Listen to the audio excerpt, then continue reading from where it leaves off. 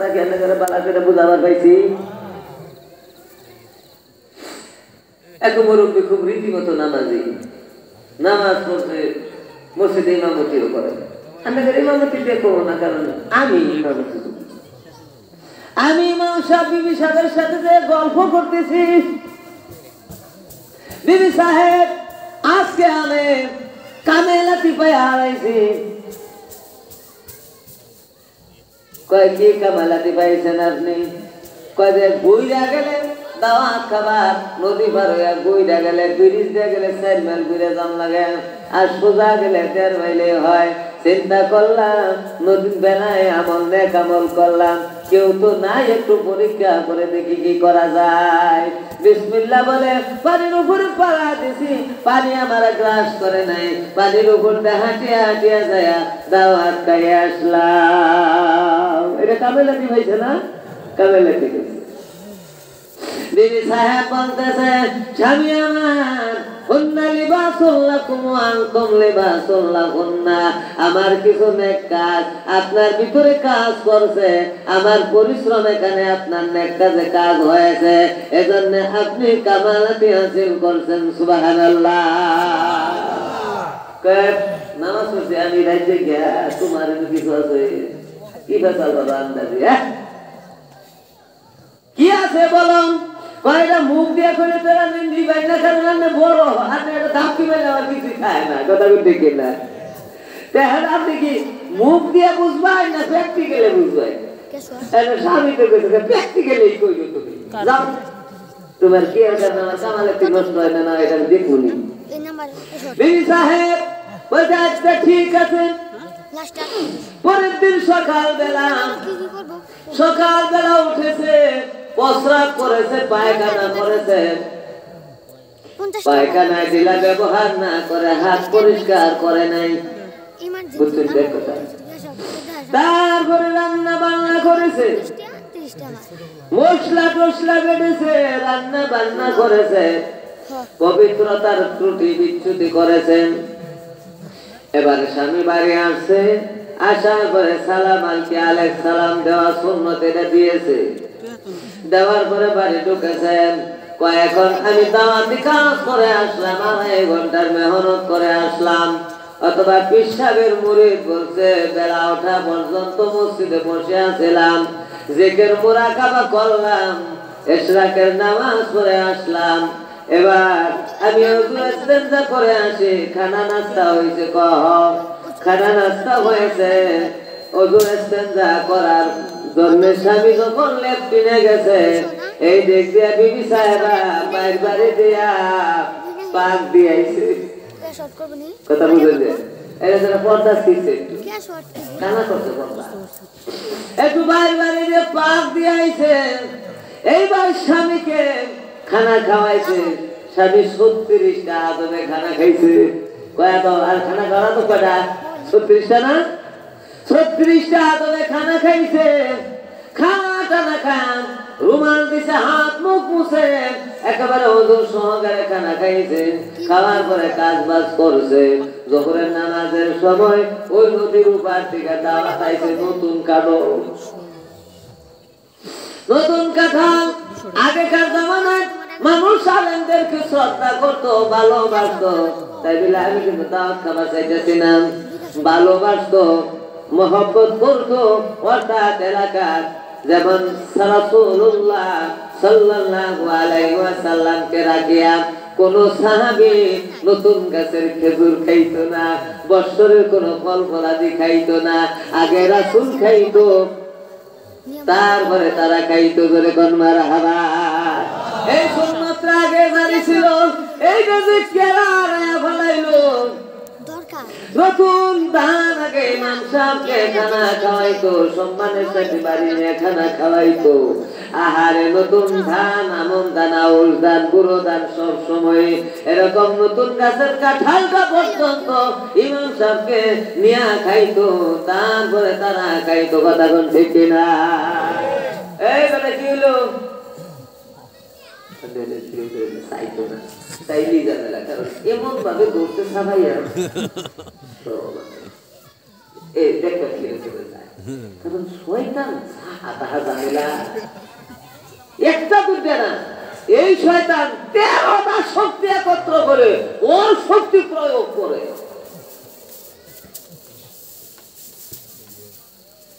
13টা শক্তি, আজকে এই কথা বলবো না। শয়তানের 13টা শক্তি নফস ভাই জিকির করলে দিতে পারে না। নফস যে আপনার ভিতরে আছে, এই নফসটা জিকির করলে যায় না, শয়তান জিকির করলে পারে। আমি এই কথা বলবো, আমি আরেকটু মা বলতে জন্য একটু আমলের কথা বলে আসি। সংসারটা আমি টেন্ডিং করতেছি আলে বললাম। এবার আসুন তাহলে দাওয়াত করছি, ঈশার নামাজ পড়ে নাচি মন করে ইমাম সাহেব, আমি মৌলানা সাহেব রওনা করলাম। গতকালকে যে জায়গা দিয়ে গেছে আজকে ওই জায়গা দিয়া, কালকে গিয়েছে পরীক্ষা করা জায়গা, আমলেরও কোনো ত্রুটি নেই, বরং তো সুবহানাল্লাহ আরো বাড়ছে। গতকালকে গেছে হাটে, আজকে দৌড়ে যাওয়া সাহস হয়েছে। বিসমিল্লাহির রহমানির রহিম পা বাড়াইছে, নিচে গেছে না পিছনে উল্টা যায়, আমার খবর গেছে মাটি পর্যন্ত যায়, আমার পাও গেছে। কই গেল আমি তো খেয়াল করি না, যেটা আসলে যদি বুঝতে যাবে তাহলে মনে করি মানুষ অত যায় না, না বুঝতে যখন যাবে মাটি নিচে যেয়ে পড়ে, কথা দেখে না। তা আমার জাপ তো ছিল অন্যরকম, আমি মাটির নিচে চলে গেলাম, সাকি দিয়া ওইটা নাটি বর কইরা বাড়ি আসলাম।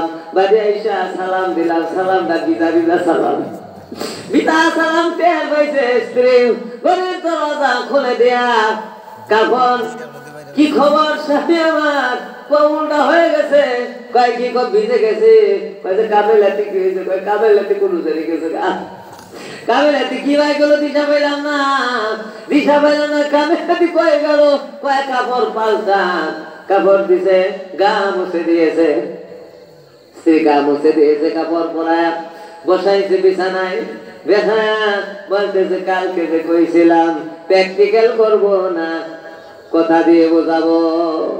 আজকে ফজরের পরে আমি কবিরা গুনাহ করি নাই, আমি প্রস্রাব পায়খানার পরে বিলাপ ব্যবহার করি নাই, হাত ধুই নাই, পরিষ্কার করি নাই, মশলা বাটিয়া আনে কিছু পায়খানা খাওয়াই দিছি, নাকি কর কিছু পায়খানা খাওয়াই দিছি, একটু জিনিস বোঝা যায় না, কিন্তু ইসলামে ইমানে কাজ করে, যাররা কোন অংশ থেকেও কাজ করে, কারণ এক যাররা সোয়াবও বান্দার হারায় যাবে না, এক যাররা পাপও বান্দার বাদ দেওয়া হবে না, কথা কোন ঠিক না? কোরআন আছে। তারপরে সকালবেলা মায়ের বাড়িতে পাক দিয়া পর্দা ছিঁড়া আন্নের মাছ মেরে খাওয়াই দিছি, এই জন্য কামালাতি গেছে গা। এই জন্য নেককার নারী যদি থাকে, আপনিও যদি নেককার হন, গাড়ি চলবে সংসারে, গাড়িটা চলবে জান্নাতে। আর যদি এক অংশ নষ্ট হয়, পক্ষাঘাত ইসলাম নয়া, হাঁটতেও পারবেন না, চলতেও পারবেন না, কথা ঠিক না? এখানে বুঝাইছে বেদিরা, বেদিরা মা বোনেরা একটু বুঝে যাও, কয় যে এবার আপনাদের আকাঙ্ক্ষা যাচ্ছে। তাহলে এই নারী গাড়িটা কি দিয়া কি আমল করাইলে ঠিক হবো, এটা জানার দরকার আছে না? আমি গাড়ি ঠিক হইতে পারি, কিন্তু আমার স্ত্রী গাড়িটা তো আমারই ঠিক করো রাখবো, কারণ আমি গাড়ির মাতবর, ঠিক আছে না? এটা দলিল আছে। الرجال قوامون على النساء بما فضل الله بعضهم على بعض। الرجال قوامون على النساء, আমি নারীদের উপরে পুরুষদের কর্তৃত্ব দিয়েছি, এরা মাতবো কেন? হুদা মাতবরি করে না, বেটিরা রাগ করো না, খোদা তোমাদের উপরে আল্লাহ আকবার বানায় দেয় নাই, বিমা ফাদ্দালাল্লাহু বা'দুহুম আলা বা'দ, একের উপরে আরেকজনের কর্তৃত্ব মর্যাদা দান করেছে। কি রকম মর্যাদা? আল্লাহর নবী বলেন যে আমি যদি, আল্লাহ বলেছেন, আমি যদি পৃথিবীর কোন মানুষকে আমার বদলে সেজদা করার কিছু অংশ দিতাম, তাহলে আমি সকল নারীদেরকে বলতাম তোমরা আপন আপন স্বামীদেরকে সেজদা করো।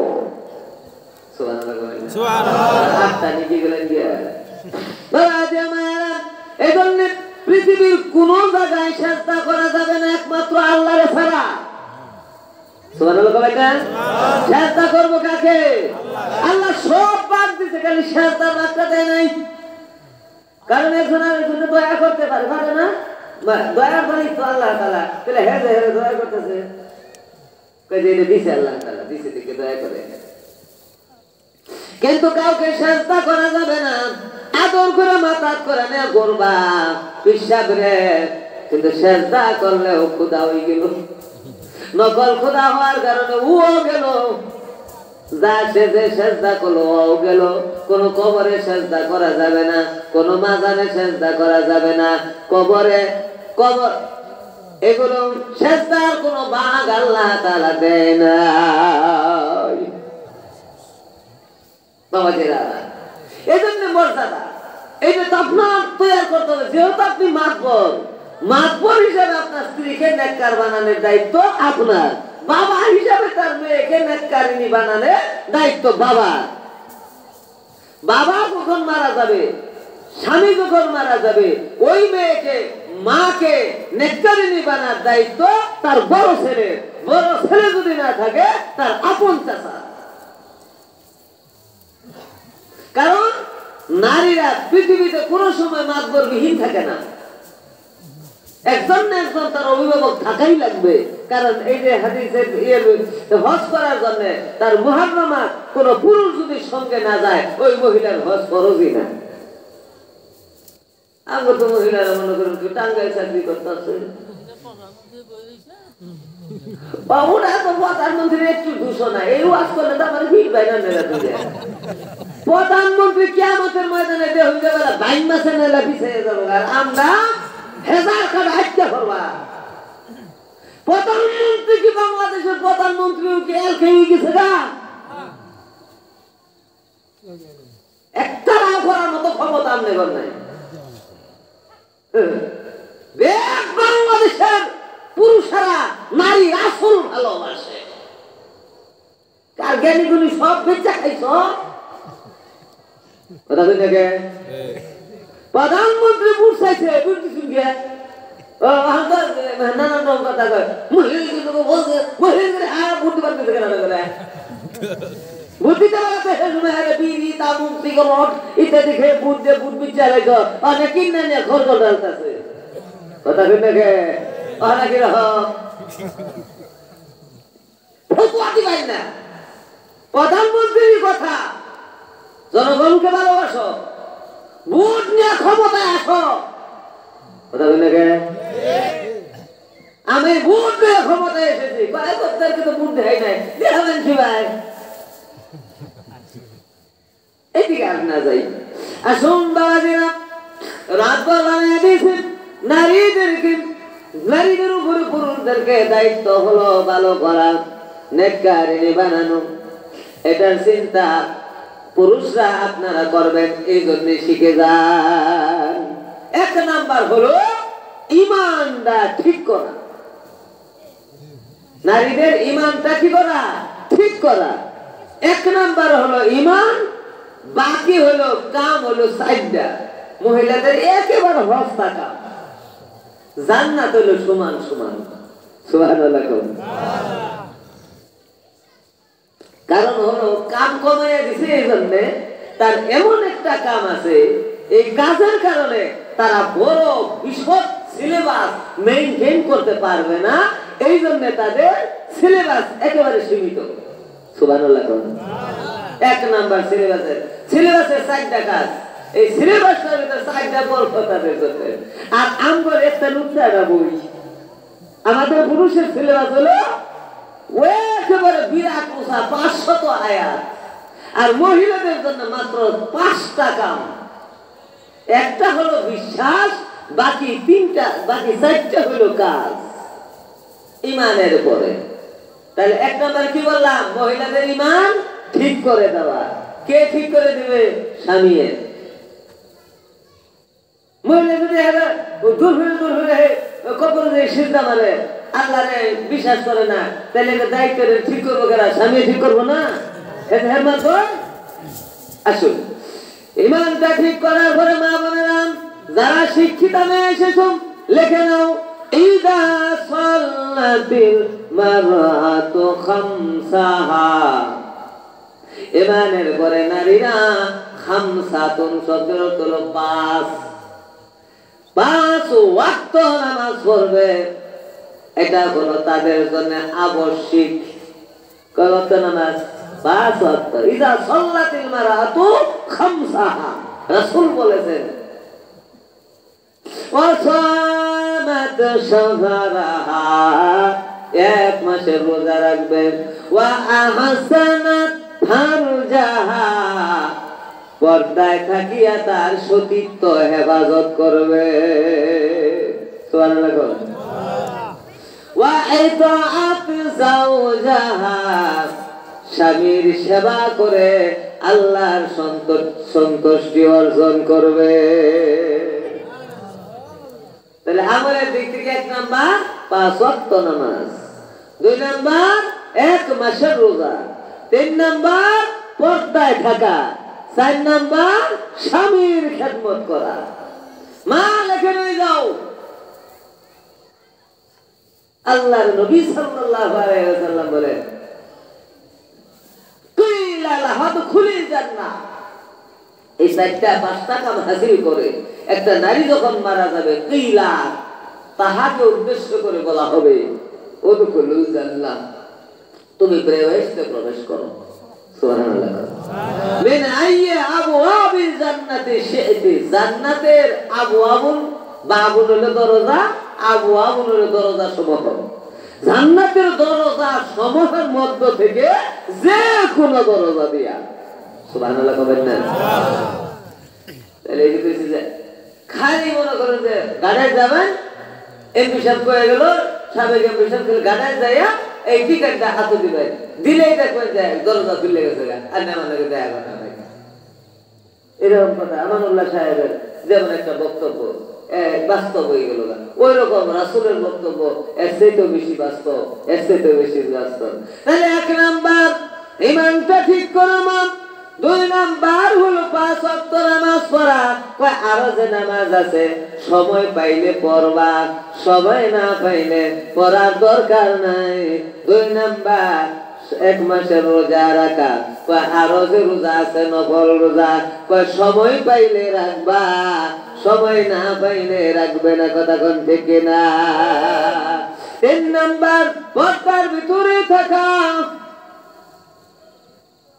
4 নাম্বার স্বামীর সেবা করা স্বামীর সেবার ভিতরে পার্থক্য রয়েছে স্বামী যদি কয় বেপরদায় যায় না সোগা না শুনব না নাকি কোন স্বামীর আদেশ মানার ভিতরে ফরজে স্বামী যদি বলে নামাজ পড়ার দরকার নাই কাম নষ্ট হয় তাহলে স্বামীর হুকুম এটাতে মানা যাবে না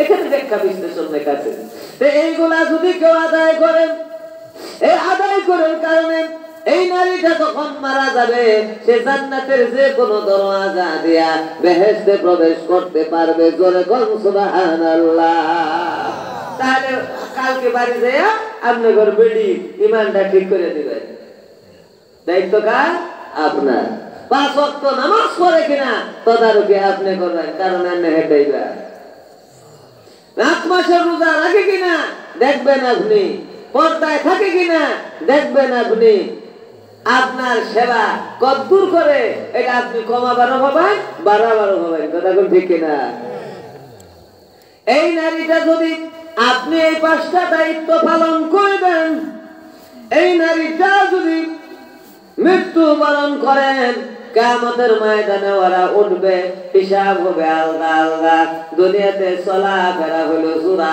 জোড়া কিন্তু হিসাব হবে আলাদা আলাদা তাহারা বসবাস করবে জোড়া জোড়া সুবহানাল্লাহ এই যে যারা দুনিয়া থেকে বিয়াশি হয়েছে না এরা জান্নাতে একত্রে থাকবেন আপনারা এই জন্য যেহেতু একত্রে থাকার হুকুম এটা একটু ঠিকঠাক করে তারপরে মরুইছে কথাটা বুঝতে পারছেন না এই লোকা যেমন আপনারা 2 জন ও লোকাও 2 জন কোনো পরিবার বর্গ নিয়ে থাকবো না যার যার মতে এবার আসুন সবগুলো বলা যাবে না সালাতের নিয়মটা আজকে বলা যাবে না রোজার নিয়মটা বলা যাবে না, সময় নাই। স্বামীর খেদমতের কথাটাও বলা যাবে না, সময় নাই। শুধু পর্দাই করার জন্য যে নিয়মটা, যাদের সাথে বিবাহ হওয়া জায়েজ আছে, গায়রে মুহাররামাত এরকম যারা আছে, তাদের সাথে বিবাহর আগে এবং বিবাহ হওয়ার পরে দেখা করা জায়েজ নাই।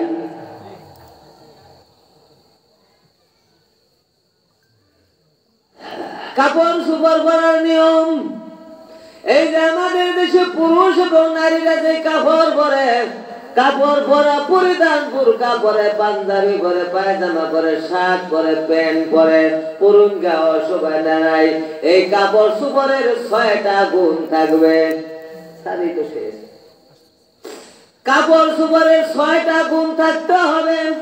6টা গুণ দুনিয়া যেমন নামাজ, যদি কাপড় পরা হয়, কাপড় পরলে সওয়াব হবে। কারণ দুনিয়ার জমিনের সব কাজগুলা ইবাদত। ইবাদত বলা হয় তাহাকে যেই কাজের ভিতরে আল্লাহর হুকুম রাসূলের তরিকা আছে, ওইটাই ইবাদত হবে। যেমন খাওয়া ইবাদত, ওয়াজ নসিহত করা এখন ইবাদত হচ্ছে, কারণ আল্লাহর হুকুমে রাসূলের তরিকা ওয়াজ করতেছি, ওয়াজ শুনতেছেন, অতএব এইটা ইবাদত। খানা খাওয়া ইবাদত, খানাটা আল্লাহর হুকুমে খাচ্ছেন, রাসূলের নিয়মে খানা খাইলে ইবাদত হবে। দুনিয়ার নিয়ম দিয়া খানা খাইলে ইবাদত হবে না। একটু উদাহরণ দিয়ে বোঝাই দেই। নামাজের ভিতরে ফরজ আছে 13টা, তাই না? ওয়াজিব আছে 14টা, সুন্নাতে মুআক্কাদা আছে 12টা। এই 12টা আদায় করিয়া 14টা 13টা সহ যখন 2 রাকাত নামাজ পড়া হয়, তখন নামাজটা হইল আল্লাহর ইবাদত। ঠিক না? এইখান থেকে যদি 2-3টা বাদ দিয়া, ফরজের ভিতরে বাদ দিলেন, দেখে হইল না এটা একটু শক্ত শক্ত, 3টা বাদ দিলেন। ওয়াজিবের থেকে 1টা বাদ দিলেন, কয়টা টুকু রইলে 1টা বাদ দেই।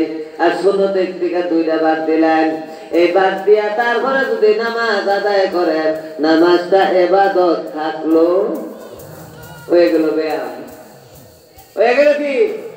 এক্সারসাইজ, ব্যায়াম হয়ে গেল। এটা সওয়াব থাকলো না। পূর্ণ আল্লাহর হুকুম এবং রাসূলের তরিকায় যেই কাজটা করা হয়, এই কাজটা ইবাদত। এজন্য রাষ্ট্র চালানো ইবাদত। রাগ করবেন না রাজনৈতিক ভাইরা, ইসলাম আপনাদেরকে আমাদেরকে রাজনীতি শিখাইছে। বিজাতিরা রাজনীতি, অরিজিনাল রাজনীতি শিখায় না, শিখাইছে ইসলাম। ইসলাম দেশের রাষ্ট্রপ্রধান যদি আল্লাহর মন্ত্রী পরিষদ আল্লাহর হুকুমে রাসূলের তরিকায় যখন দেশ চালাইবে, দেশ চালানোটা হয়ে যাবে সকলের জন্য ইবাদত। সুবহানাল্লাহ কইবেন না? রাসূল কি চালায় এটা হেঁটে যায় নাই? আরে না কোনো বক্তার আলোচনা করলেন বেটা হইছে।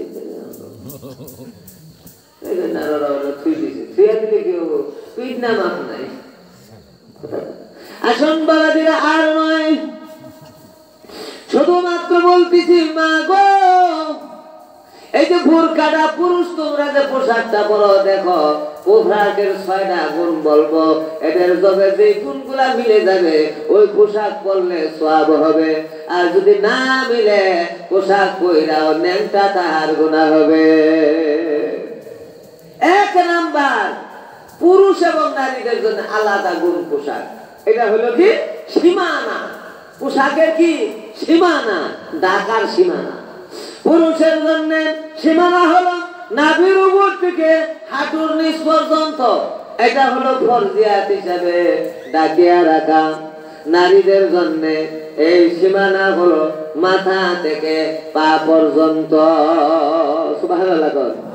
এটা হলো দুই জাতির জন্য, হ্যাঁ, জিন্স বেদে সীমানা আলাদা আলাদা, আর বাকি 5টা সমান সমান।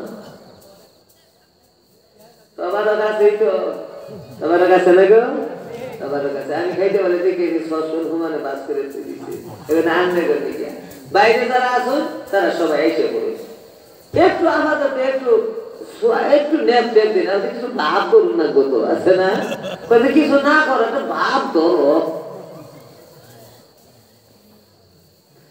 ব্যবসা করা গেলে ধর্ম ব্যবসা করা গেলো ভাব ধরে একজন এক পিসাব না যাই এরকম করে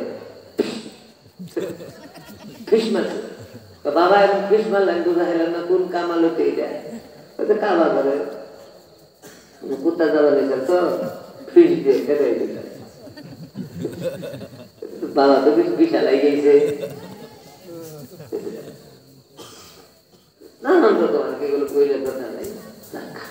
ব্যবসা বাণিজ্য করে খাইতেছে খাতা ঠেকুনি আল্লাহ তাআলা প্রত্যেক মানুষের মগজ বুদ্ধি দিছে নাকি বল, কেউ কিন্তু এই কথা না বুঝা না পাক খায় নাই, কেউ খাইছে গো আজকে এবারে ভুলে চলে না বুঝতে মনে করেন যে না পাক খেয়ে গেছে, এটা কেউ পায় না। মানুষের বুধ শক্তি আছে, আল্লাহ কোরআনে বলেন এটা কোন যাবে সময় কম। আসেন বাবাজির, আল্লাহ তাআলা এক নাম্বার পোশাকের সীমানা বলেছি, পুরুষের জন্য একটা, নারীদের জন্য একটা। এবার আসুন 2 নাম্বার, উভয়টা এক হয়ে যায়। এই পোশাক গুলা হবে 2 নাম্বার গোল হলো ঢিলে ঢালা। পোশাকটা হবে কি ঢিলে ঢালা। বোরকাটাও যদি পরেন এটাও হতে হবে ঢিলে ঢালা। আর প্যান্ট শার্ট এগুলাও যদি পরে এগুলাও হতে হবে ঢিলে ঢালা। কয়টা কিরকম আগিলা কেন না হালা নাকি কয় না, এটার একটা সীমা দেওয়া আছে। কারণ সীমানাটা হলো নারীদেরকেও আল্লাহ উঁচা নিচা করে সৃষ্টি করছে, পুরুষদেরকেও উঁচা নিচা করে সৃষ্টি করছে। নারীদের উঁচা নিচা বেশি, পুরুষদের উঁচা নিচা কম। রাগ করো না, সৃষ্টি করছে আল্লাহ এরকম। আর এটা দেখ না তার সৃষ্টি, ঠিক আছে না? এবার শোন বাবাজির আমার, শোন, এই পুরুষরা উঁচা নিচা, নারীরা উঁচা নিচা, এমন ঢিলে ঢালা বুরকা এবং কাপড় পরবে যে কাপড় পরার কারণে উঁচা নিচা বোঝা যায় না। সুবহানাল্লাহ। দুই নাম্বার গুণ মনে করতে গেলা কালকে দেখবেন তোমার মেয়ে কিবা করে যায়, তোমার বেটি সাপ কিবা করে যায়, উঁচা নিচা দেখা যায়, নিজে দেখে যায়, তারপরে ওটার বাইতে ছাড়বা। কথা কই নাকি? আর যদি বলতে কাস্টমার খুঁজবার নিকা ফালাই দিতেছি, তাহলে ফেলে দেবে দাওগা, পিঠ নাও খাবা, পিঠ নাও খাবা। বাদাম গো নিজের পিঠটা সইতে না, ভাও পিঠ না আরো ঝামেলা।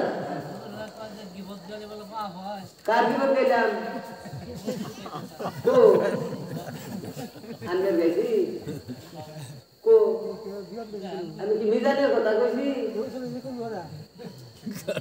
আমি কি মিজানের কথা কইছি না বাহাদুর নামাজ খারের কথা কইছি? নাম না কইয়া সমালোচনা করা যায় গেছে।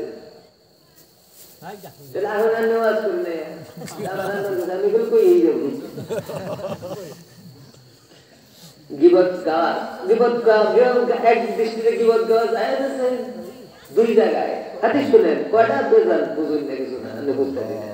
রাসূল সাল্লাল্লাহু আলাইহি ওয়াসাল্লামের কাছে আমি যে কোনো বিষয়টা একটু এই অফসাইড ডিফেন্স সাইড বলছি, পার্থক্য। যদি আপনি নিজের মেয়েকে এইভাবে চালান তাহলে সে ক্ষতিগ্রস্ত হবে, আপনিও ক্ষতিগ্রস্ত হবেন। আর যদি এইভাবে চালান, সঠিকভাবে চালান, আপনিও লাভবান হবেন, সেও লাভবান হবে। এটা কি বল? এটা হলো তরক্কি যদি আলোচনা, উদাহরণ দিয়ে বোঝায় দেওয়া। হ্যাঁ,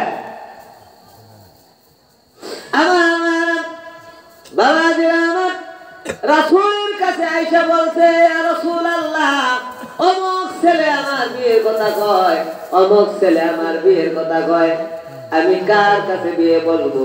রাসূল বলেন, ওর কাছে যে বিয়া বাবা চাও, নাম ধরে কয়, ওই যে অমুকের কাছে যে বিয়া বাবা চাও, তো না দিয়ে পারায় না।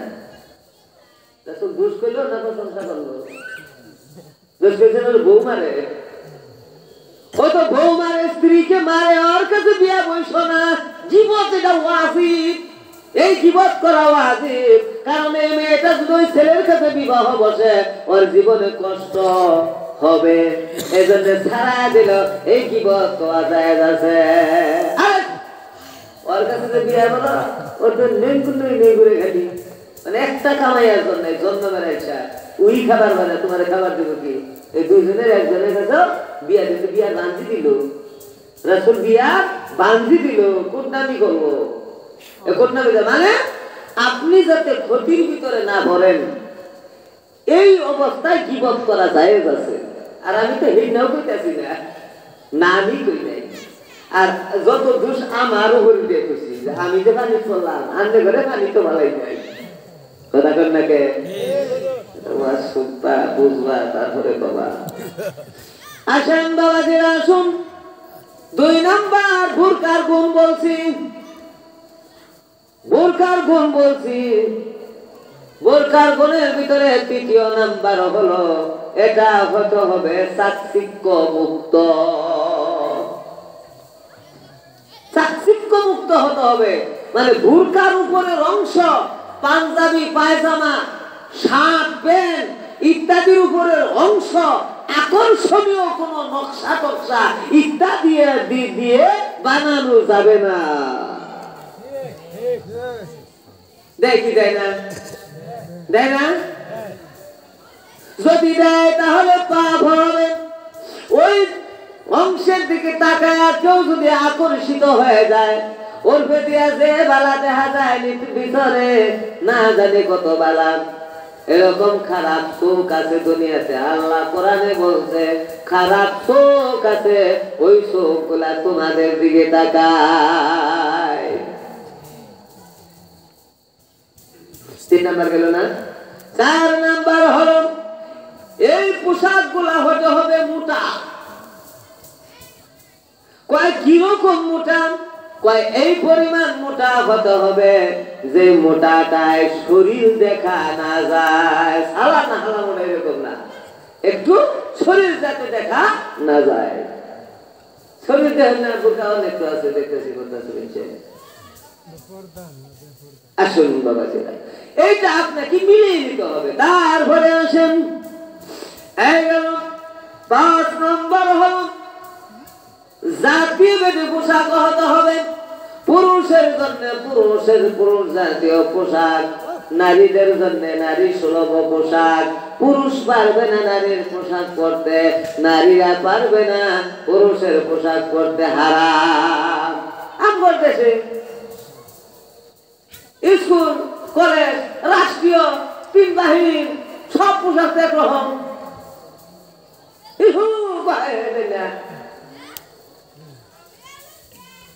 পুলিশের নারীদের পোশাক আর পুলিশের পোশাক একরকমই না। এই জন্য আমাদের ক্লাস গুলাতে কিন্ডারগার্টেন, ছোট ছোট বাচ্চাদেরকে ওদেরকে প্যান্ট শার্ট পরাইছে, এদেরকে প্যান্ট শার্ট পরাইছে। কোন নুরানি মাদ্রাসায় দেখছেন যে প্যান্ট শার্ট পরাই পরাইতেছে? বাবা আসুন, পুরুষের জন্য নারীর পোশাক চলবে না, নারীর জন্য পুরুষের পোশাক চলবে না।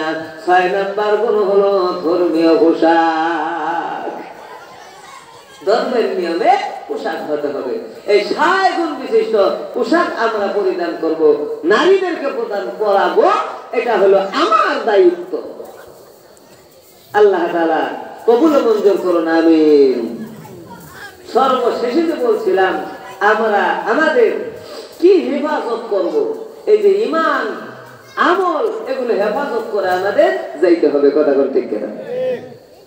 এবার শুনবা যে নারীদের কি কাজে সাকসেসফুল হবে আমি বললাম। ঈমান, 5 ওয়াক্ত নামাজ, 1 মাসের রোজা, পর্দায় থাকা, স্বামীর খেদমত করা, এটা আজকে নারীদের ওয়াজ। নারী পুরুষ মিলাইয়া আলোচনা করলাম। এবার সর্বশেষে নারী এবং পুরুষের আলোচনা শেষ করে এই শেষের মূল্য গুনাহ কাকে বলে এটার আলোচনা করলাম। ইবাদত আমরা যা কিছু করতেছি এটা আরেকটা গীবত করে যাই। এর মধ্যে হলো ইবাদত যে যতভাবেই করেন, ইবাদত কবুল হওয়ার জন্য শর্ত হলো তিনটা। এক নাম্বার, ইবাদত করতে হবে ইখলাসের সাথে।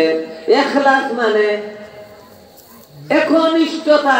আল্লাহ তাআলা বলেন, ওয়ামা উমিরু ইল্লা লিয়াবুদুল্লাহ মুখলিসাল লাহুদ্দিন। এটার দ্বারা হলে ইবাদত কবুল হবে যদি ইখলাস থাকে। ইখলাস বলা হয় ইবাদত করার জন্য আপনি যে খারইছুন, আপনার মন আর বডি ঠিক আছে কিনা, মন আর বডি ঠিক আছে কিনা। বডি আর মন যদি হয় এক, তাহলে ইবাদতে হবে ইখলাস। নামাজে খারইছি আমি নামাজে দাঁড়াইছি, আমার বডি আছে যায় নামাজের ঘরে, কিন্তু মন গেছে গাড়াই ঘুরতেছে, ঘুরতেছে। কথা কোন ঠিক কিনা? আমার এরকম হয়, আপনাদের এরকম হয় কিনা জানি না।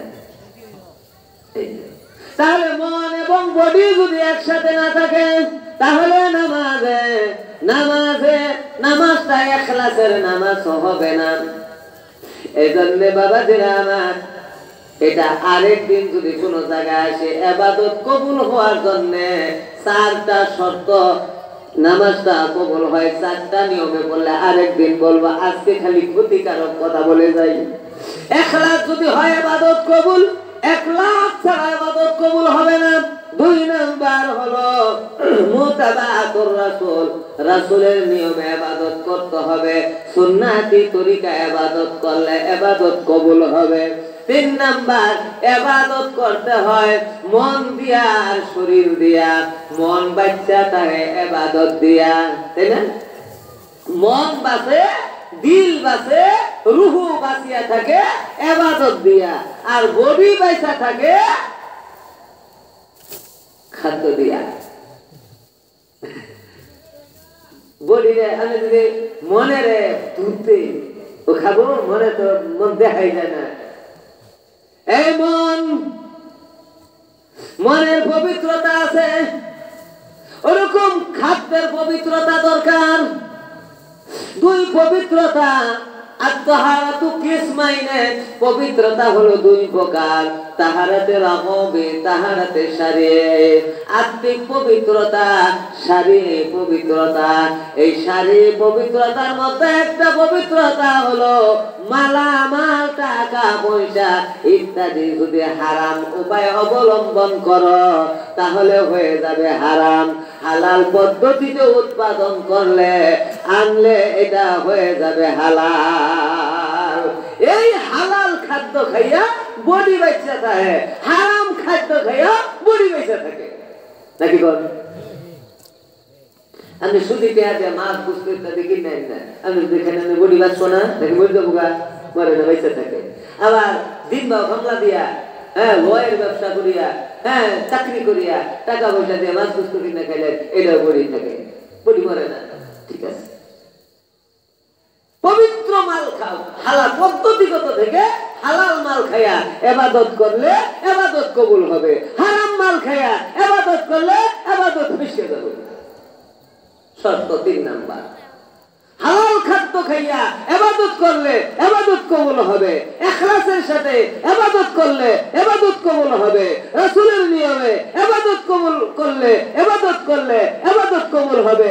ইবাদতের ভিতরে এই তিনটা শর্ত বাস্তবায়ন হইলে ইবাদত আল্লাহর দপ্তরে চলে যাবে।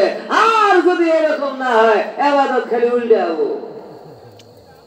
নামাজটা উল্টে গেছে, নামাজটা ঠিক আছে কিনা বুঝতেছি না। আলহামদুলিল্লাহ, আলহামদুলিল্লাহ। আমার ভাইরা, এটার বাস্তবিক একটু উদাহরণ দিয়ে শেষ করি। এই যে আমরা মানুষকে টাকা পয়সা হাওলাত দেই, হাওলাত দেওয়ার পরও কোনো উপকার গ্রহণ করা যাবে না। তাহলে উপকার যদি গ্রহণ করি তারপরে এটা সুদ হয়ে যাবে। কিছু গরিব আছে করে থাকা, এটা আমাদের থাকা, মাঝে মাঝে চাটা খাওয়াই একটু একটু আছে এরকম চা খায়, তারপরে গুস্ত কিনে দিচ্ছে কিছু, ওইটা কষাই করে দিচ্ছে 1 লাখ, ও মাঝে মাঝে গুস্ত দেয়। ঠিক আছে কিনা? কর্জা হাসানা সোয়াবের জিনিস এটা আপনি কোনো বিনিময় নিতে পারবেন না। তবে যদি আপনি সত্যি করে দেন যে তুই আমার দেয়া নিবি 1 লাখ, একটা গরু জমা করলে 1 কেজি করে গোস্ত দিবি, এটা ব্যবসা হয়ে গেল।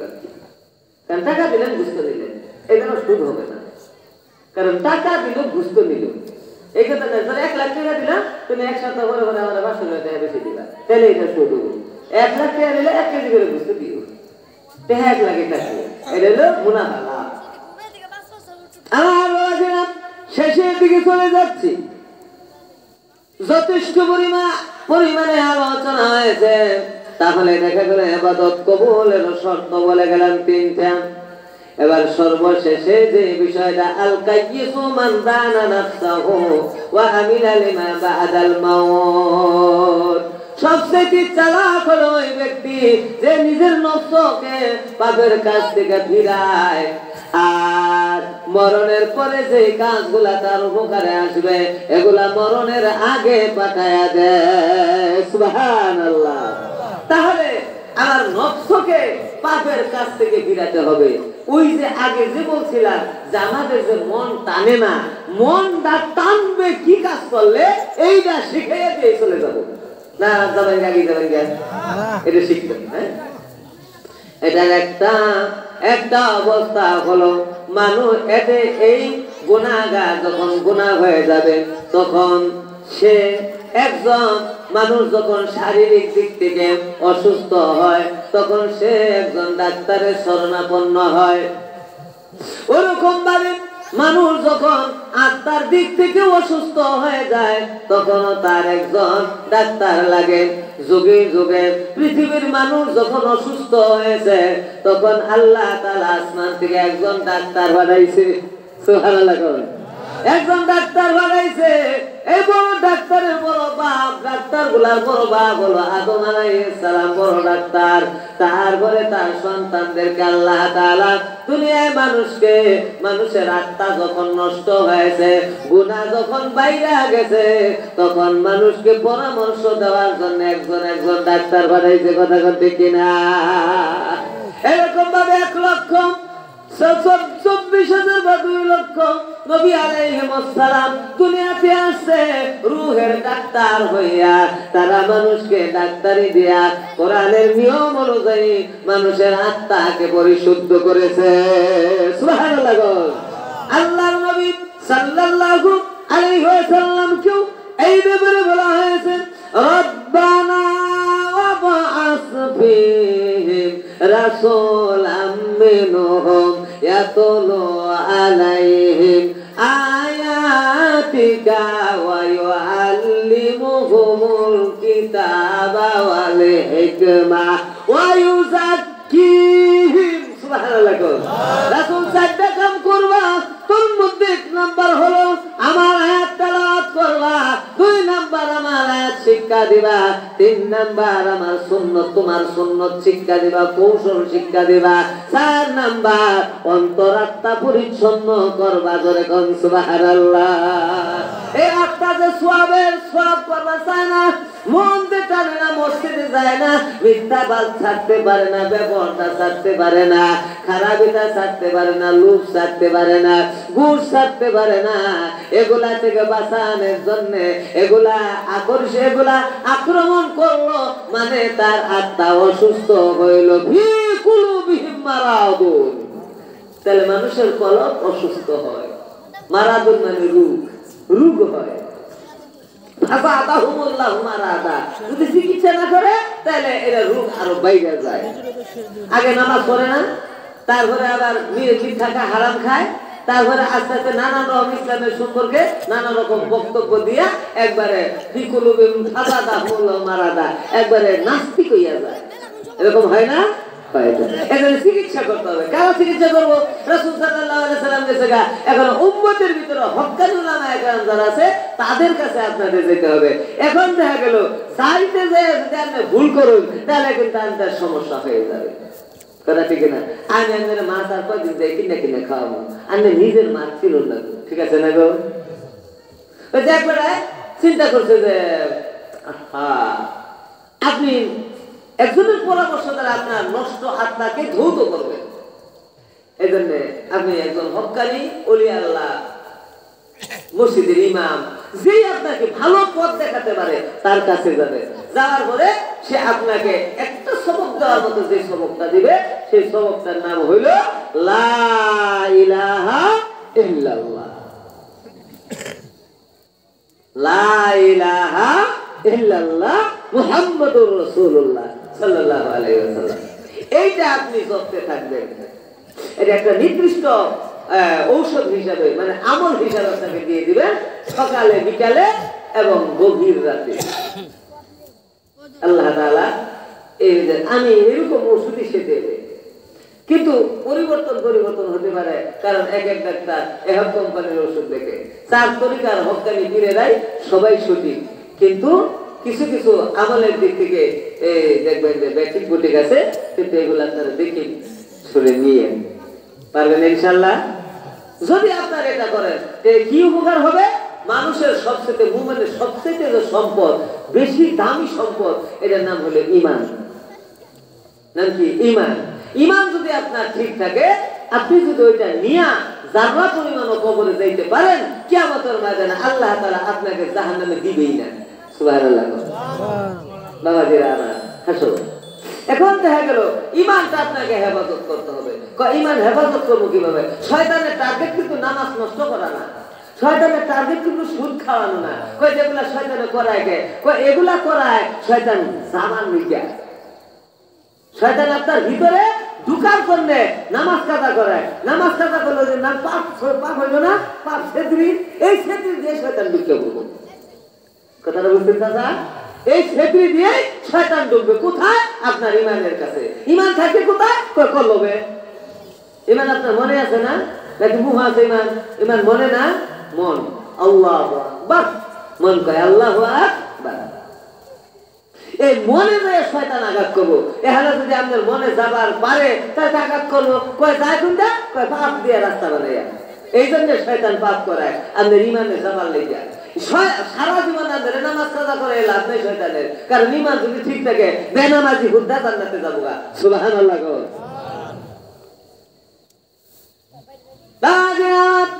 আরেকটা দম দেই, এই দম দিয়ে মূল শেষ করে দেব। ঈমানটা ঠিক রাখার জন্য ঈমানের চতুর্পার্শ্বে একটা বেড়া দিতে হবে। এই বেড়াটার নাম হলো আমলে সলেহা। নেক আমল, নামাজ, রোজা, হজ, যাকাত, হালাল জাল ইত্যাদি একটা বেড়া দিতে হবে। মাঝে মাঝে বেড়া ভাঙবে, ভাঙবে না? বেনামাজি পাওয়া যায়, মিথ্যাবাদী মাঝে সুদ ঘুষ পাওয়া যায়, ওইটা তো বেড়া ভাঙকে ফেলাইছে। কয় তাহলে আরেকটা বেড়া দাও। এই বেড়ার নাম হলো তাকওয়া। কয় তাকওয়াও তো মাঝে মাঝে ভাঙে। কয় তাহলে আরেকটা বেড়া দাও। এই বেড়ার নাম হলো যিকরুল্লাহ। সুবহানাল্লাহ। আশ-শাইতানু যাসিবুন আলা কলবি ইবনে আদম ইযা যাকারাল্লাহু খানাসা ওয়া ইযা গাফালা ওয়াসাসা। সুবহানাল্লাহ। এই বেড়াটা সবসময় চলে, এই বেড়াটা শয়তান গলায়। এটা দিলেই আপনার তাকওয়ার বেড়া ঠিক থাকবো, আমলে সলাহ বেড়া ঠিক থাকবো। এমনি আপনি নামাজে যাবেন, ধাক্কার নাকতো না, আপনি শরীরেই কোনো নামাজের অর্থ হয়েছে। সুবহানাল্লাহ। এবার আসুন আখিরি মোনাজাত হবে।